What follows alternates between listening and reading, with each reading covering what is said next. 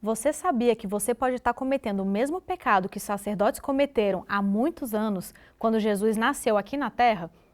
É uma coisa para a gente pensar. A gente vai conversar sobre isso hoje na nossa lição na classe dos professores.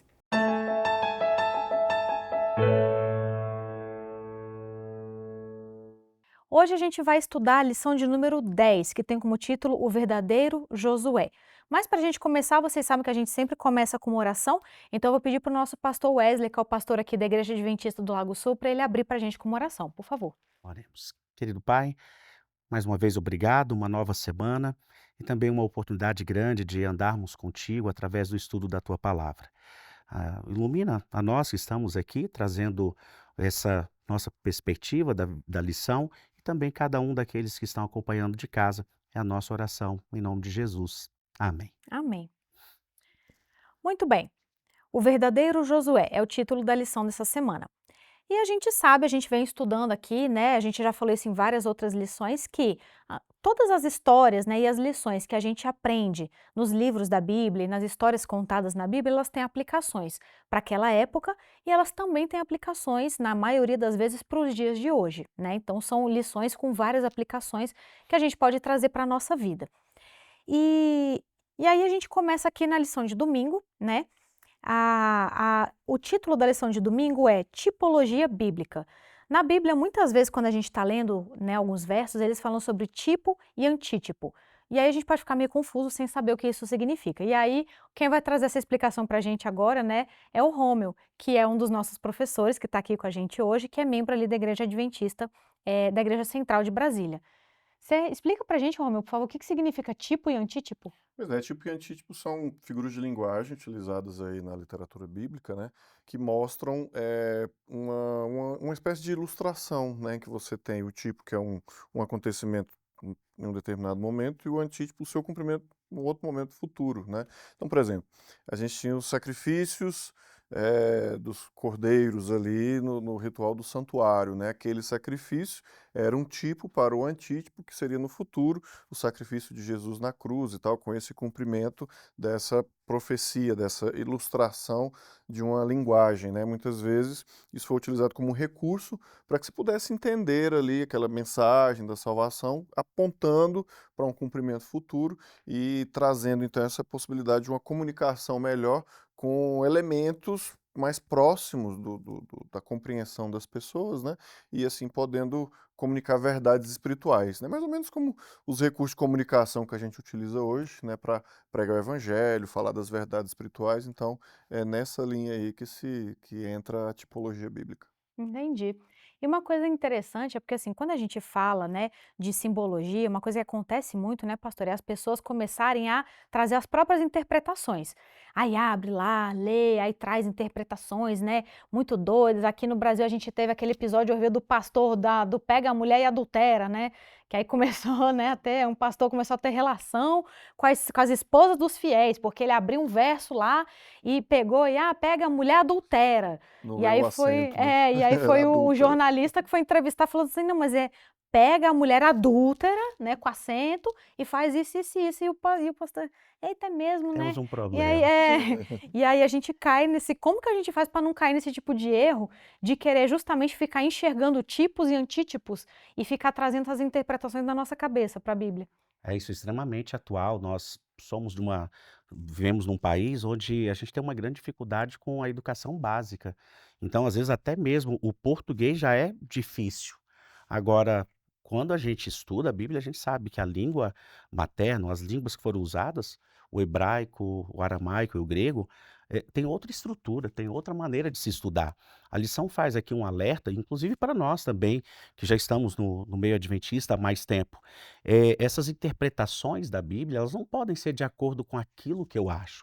Eu me recordo de uma vez onde estava dando um estudo bíblico para uma pessoa, para uma família, e eles frequentavam um movimento neopentecostal, onde então não tinha um nome, né, não era de uma igreja já conhecida. Alguém abriu a igreja e o pastor, o líder dessa comunidade, havia dito que as mulheres não podiam usar diadema, passadeira, como chama lá na Bahia, qual é o outro nome? É tiara. Aí eu falei: "Mas por quê?". Não, porque lá em Apocalipse 13 diz que a besta, né, usava diademas. Aí eu falei: "Puxa vida, mas, que interpretação, né, mas fora, não podia ser mais fora do que essa". Mas isso aí é o mínimo. Você citou uma outra situação que trouxe muita vergonha para o evangelho, né, justamente porque, ah, cada um acha que é só abrir a Bíblia e fazer a sua interpretação. Então olha, quando fala dessa questão do tipo e o antítipo, existem regras. Nós temos aí na lição, então, de segunda-feira, um exemplo que ficou muito bem feito, como por exemplo, Israel, o Êxodo e o Santuário. Então você encontra, né, em cada uma dessas ilustrações maiores, uma fase cristológica, eclesiológica, que tem a ver com a igreja, e escatológica relacionada ao tempo do fim. Então, vou pegar aqui o caso do Êxodo, né, que é tão comum, mais fácil para a gente. Qual é a fase cristológica que a gente enxerga o tipo é o Êxodo, a saída do povo de Israel do Egito. Mas qual é o antítipo? Aí nós temos Jesus, o nosso libertador. Mas também em relação à igreja, quando a gente compara com o Êxodo, é justamente a igreja saindo do mundo. E quando a gente olha para a fase escatológica relacionada ao tempo do fim, nós estamos num grande êxodo desse mundo para o novo céu, para a nova terra. Então, ou para a Canaã celestial. Então é gostoso perceber isso, né? Que Deus, na sua infinita grandeza, ele repetiu os temas nos dando inclusive eu acho que para aqueles que estudam profecia, é um dos estudos mais gostosos, você imaginar, então assim, olha, um cordeiro representando a Cristo, né. Não é logicamente na totalidade as características, porque você também vai ter outros elementos que vão se comparar à obra de Cristo, à obra da igreja e o tempo do fim. Agora, amigos, nós estamos estudando aqui um livro histórico, e ele acaba falando também, você vê, da parte escatológica. Eh, não fique buscando, sabe, talvez nas entrelinhas, tem gente que fala assim, o código, né, que está na Bíblia. Não, a Bíblia ela foi escrita de tal forma que a gente consegue compreender, logicamente, com o auxílio do Espírito Santo e na companhia de outras pessoas que têm um estudo, um critério. Eu vou repetir uma frase que para mim, foi dita pelo pastor, constantemente é dita pelo pastor Amin Rodô: "Eu nem me preocupo tanto com o que eu não conheço da Bíblia. A minha maior preocupação é o que eu conheço. E o que eu conheço já é o suficiente para ter uma mudança de vida, atitudes. Agora, aquilo que é revelado, o nós vamos compreender. O que não é, não adianta a gente fuçar, mas olha, vale a pena continuar fazendo esse exercício aqui e se aprofundar para descobrir como é que funciona essa correspondência de certos assuntos do Antigo Testamento que se cumpriram na vida de Cristo, na vida da igreja e, por fim, quando Jesus voltar, né, nos aspectos escatológicos. É incrível, né, como a Bíblia ela tem essa a gente observa sempre uma certa repetição na história da Bíblia, né. Na história da guerra do grande conflito, e os conflitos que acontecem no mundo, e o conflito que vai acontecer no fim, e os líderes, né, às vezes até os erros, você vê o povo de Israel, né, quantas vezes eles tinha aquele ciclo, e as similaridades e as coisas. E uma similaridade que a lição traz, que a gente já estudou até lá na primeira semana né, do trimestre, foi sobre a semelhança entre Moisés e Josué, tanto é que Josué ele chama de o novo Moisés, né, Cris? Por que que ele chama disso? A Cris é nossa terceira professora querida, né, membro aqui da Igreja Adventista do Lago Sul. Bem-vinda, Cris. Obrigada. Verdade, Jéssica. Josué ele é chamado de um novo Moisés, né? Porque eles tinham muitas similaridades. E a primeira coisa é que os dois foram convidados a liderar libertações, né? A liderança do povo de Deus, tanto Josué quanto Moisés, eles foram convidados, né, a liderar esse povo e participaram de momentos decisivos na história desse povo aí de Israel. Moisés retirando o povo lá do Egito e Josué na conquista da terra prometida. E aí nós temos outras similaridades, que os dois eram muito obedientes a Deus, né? Tanto Moisés quanto Josué, eles seguiam exatamente o que Deus pedia para que eles fizessem, né? Eles procuravam ser muito fiéis naquilo que Deus pedia para eles e também na transmissão da lei. Eles transmitiam a lei de acordo com o que Deus orientava. Tanto na conquista ali de Canaã, a gente vê que Josué fez questão de manter e aplicar o que Moisés tinha deixado para o povo. E a coragem e a determinação de cada um, né? Era muito similar, porque eles lideravam o povo em situações de grande desafio. Não foi fácil para Moisés conduzir o povo e também não foi fácil para Josué, mas eles mostravam sempre coragem, firmeza e a perseverança. E eu achei interessante que aqui na lição ele vem trazendo aqui no final, que eu vou ler aqui para vocês, que eu achei bem interessante, que a vida de Josué foi um cumprimento parcial da profecia feita por Moisés. No entanto, a profecia feita por Moisés não foi plenamente cumprida com Josué. Em seu sentido pleno, a profecia só poderia ser cumprida pelo Messias, ele que conhecia o Pai intimamente. Ele era o verdadeiro e revelou Deus com sua sinceridade. Deus de fato colocou as palavras na sua boca. Então, tanto a vida de Moisés quanto a de Josué se tornaram tipos do Messias vindouros, né? Que é o que o Romeu explicou e o pastor também. Então, era ali Josué e Moisés era o tipo, né? É incrível isso, né? E uma coisa que a Cris comentou que é muito interessante é a coerência. Você vê, né, uma certa coerência de um líder para o outro. Então a gente vê tantas vezes, né, Josué fazendo questão de ser coerente, de manter aquilo. A gente vê até nos próprios rituais, né, ali na frente da guerra. Então, se foi lá desde Abraão a circuncisão, então vamos manter a circuncisão. Se veio, né, a Páscoa da libertação lá do Egito e tal, então vamos manter o ritual da Páscoa no dia correto. E você vê a firmeza desses líderes, né? Não é à toa que foram tipos do próprio Cristo, né? Que foram pessoas que foram, assim, dignas o suficiente para serem chamadas de tipos de Cristo. E aí fica o questionamento. Na sua vida pessoal, você está sendo coerente com aquilo que você diz que acredita? Você está sendo fiel? Porque é muito fácil a gente ficar arrumando desculpas, né, para jogar para depois. Eu não estou fazendo meu culto pessoal porque minha vida está muito corrida, porque eu estou muito cansado, porque eu estou trabalhando muito, mas é só uma fase, coisa. Isso tem que ser prioridade na sua vida. Você está sendo coerente com aquilo que você diz que vive? Você está demonstrando na sua vida? Se você parar para pensar, você está sendo coerente a ponto de um dia alguém poder olhar e falar assim, não, aquela pessoa ali é uma pessoa de Cristo. É uma pessoa que eu olho, que eu me espelho e que pode ser, né, uma inspiração para mim na minha vida profissional, né, e na minha vida espiritual, minha vida como um ser humano, né, como um todo. E aí, enquanto você medita, eu vou convidar você, se você ainda não é inscrito no nosso canal Adventistas Lago Sul, se inscreva, nos ajude, ative o sininho das notificações para você saber quando tiver vídeo novo. Clica no joinha aqui embaixo, deixa o seu like, compartilha esse vídeo com as pessoas que você conhece, porque isso, inclusive, pregar o evangelho faz parte de ser um cristão. E uma das formas é justamente você apoiar o projeto da Classe dos Professores. Quem sabe um dia uma pessoa vai estar lá no céu porque você compartilhou esse vídeo e chegou nessa pessoa. E deixa o seu comentário aqui também, deixa o seu pedido de oração. Eu queria mandar um abraço para o Paulino, que acompanha a gente lá da Angola, e a Oscarina, que acompanha a gente de Belém do Pará. São pessoas que estão sempre comentando aqui, a gente fica muito feliz, a gente ora por todos os pedidos de oração. E aí, continuando, né, a nossa lição, Rômeu, a lição de quarta-feira traz o título O Verdadeiro Josué, o Antítipo. Por quê? Como assim o verdadeiro Josué? O Josué original era falso? O Pois primeiro era é, aí que falso? tá, né? Em português, os nomes Josué e Jesus se tornaram bastante diferentes, né? Mas no original hebraico, como o pastor Wesley mencionou, o hebraico é muito importante nessa hora, eles são quase iguais. Josué é Joshua e Jesus é Yeshua. Então, é uma coisinha ali que muda. Por exemplo, eu conheço Jéssica com G e Jéssica com J. Cris pode ser Cristina, Cristiane, Cristine, né? Conheço Wesley com o Y no final, com o I. Então, são pequenas variações, né?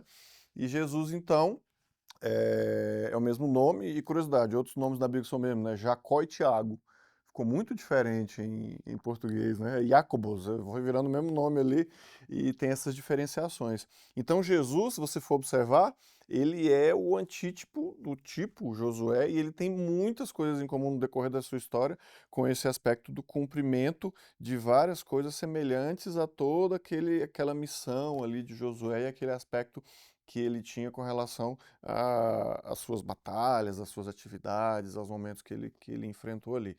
E essa questão do verdadeiro Josué, então é porque o cumprimento disso vem lá na frente, que é o próprio Cristo, né? E a gente tem esse privilégio, então, de vermos esse aspecto se desenrolando e aceitar Jesus, então, como sendo o nosso líder, aquele que diz para nós: eu e minha casa serviremos ao Senhor, como Cristo também nos chama assim, e vários outros episódios relacionados a Josué que também estão relacionados à vida de Jesus. É verdade. E engraçado, a gente vê aqui, né, a lição de quinta-feira, o título é Josué e Nós. E a gente não cansa de falar aqui, né, que todas as histórias que são trazidas, a gente vê a história de Josué, uma história riquíssima, né? Foi um grande, um baita de um líder espiritual, um líder militar. Tem uma vida aqui, né, cheia de simbologias e tem muita coisa, né, pastor, que se aplica na nossa vida hoje.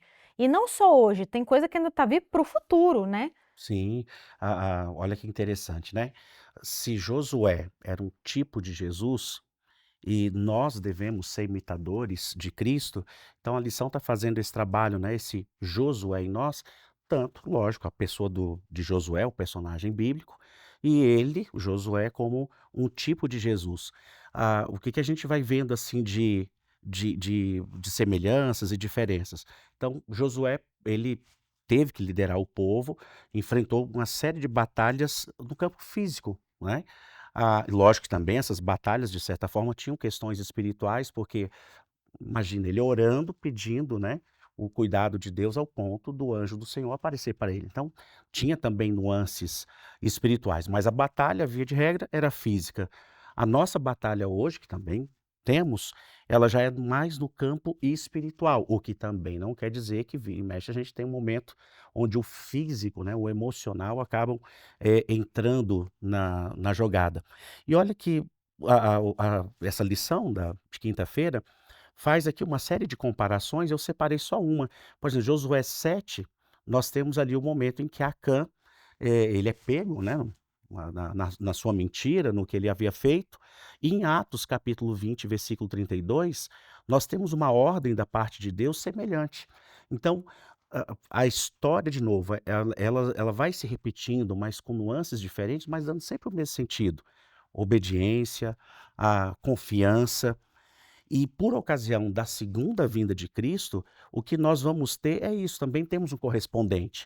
Assim como o povo de Israel recebeu a herança deles, a herança que era a terra, nós vamos receber a herança eterna.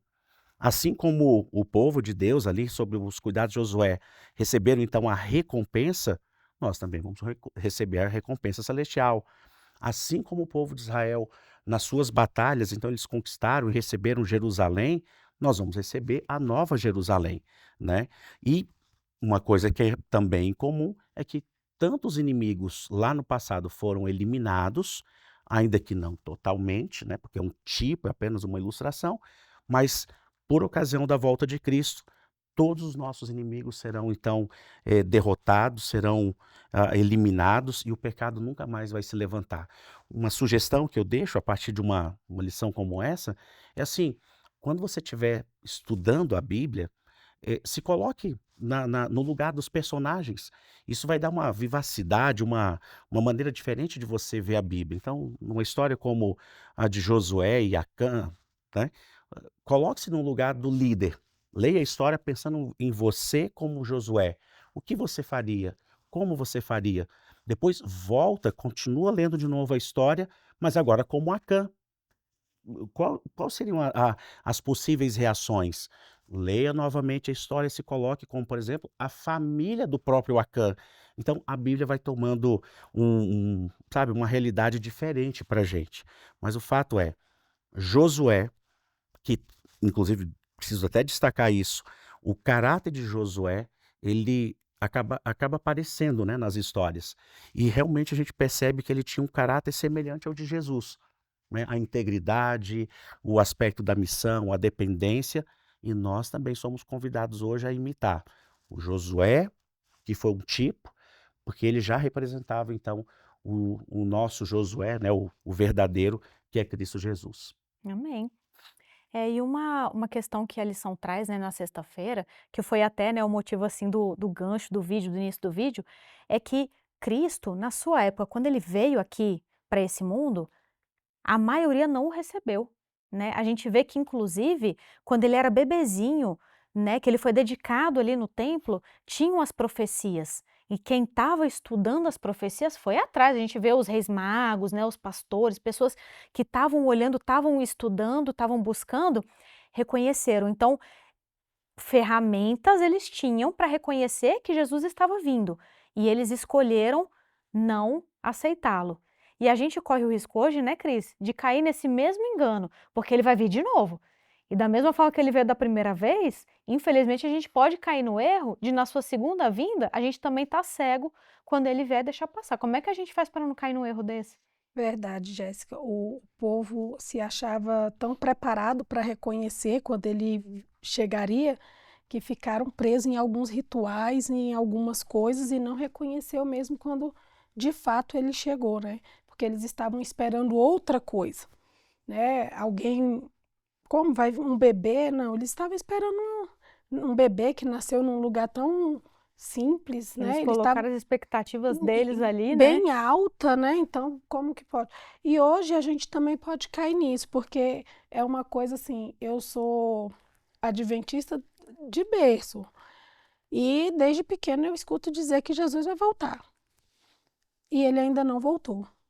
E muitas vezes a gente pode cair nesse engano. Ah, mas Jesus vai, eu ainda tenho muito tempo. Porque olha só, desde que eu era criança, eu ouvia dizer que Jesus ia voltar e ele não voltou. Então, um erro é a gente achar que sempre vai ter muito tempo, né? Então, a gente precisa estar preparado. E é o outro erro que eu também acho é que a gente está esperando grandes acontecimentos. E se a gente parar para observar, as coisas as profecias já estão se cumprindo. Jesus está muito perto de voltar. Então a gente precisa estar preparado. E como que é feito esse preparo? Estudando profundamente a palavra de Deus, mas profundamente querendo conhecer verdadeiramente Cristo. Não estudar como aquele povo daquele tempo estudava, conhecia da palavra, mas não entendeu que Jesus tinha chegado. Então a gente precisa entender verdadeiramente, estudar a Bíblia, entender como que ele vai vir e para que eu reconheça ele quando ele chegar, né? Para que eu não seja enganada, porque na Bíblia fala que muitos serão enganados, né? Então a gente precisa estar atento, é uma vigilância espiritual diária, porque são muitas distrações, a gente vive em um mundo que tem muitas distrações, é o nosso trabalho, são inúmeras coisas que a gente tem aí para nos distrair e tirar o nosso foco. Você disse em uma lição, Satanás ele não está preocupado se você confia nele ou não. Ele está preocupado em tirar você do foco que é Jesus. Se ele consegue fazer isso, você já perdeu a salvação. Então a gente precisa estar vigilante, sempre em oração, sempre em comunhão com Cristo. Porque a gente só e ter um relacionamento. E a gente só tem relacionamento com uma pessoa que a gente conhece. E então a gente precisa buscar um relacionamento diário com Deus para que a gente possa verdadeiramente conhecê-lo. É verdade. E ter também a humildade de aceitar quando aquilo que Deus quer para nós não é o mesmo que a gente quer, né? Porque da mesma forma que as pessoas naquela época não aceitaram, porque o Jesus bebê que nasceu na manjedoura, no meio dos animais, não atendia aquilo que eles queriam, né? A expectativa deles, corre o risco de hoje a gente também ver. É uma das coisas que eu ouço muito. Tem gente que fala, ah, mas eu não concordo porque na Bíblia fala que não pode fazer tal coisa, mas eu acho que não tem nada a ver.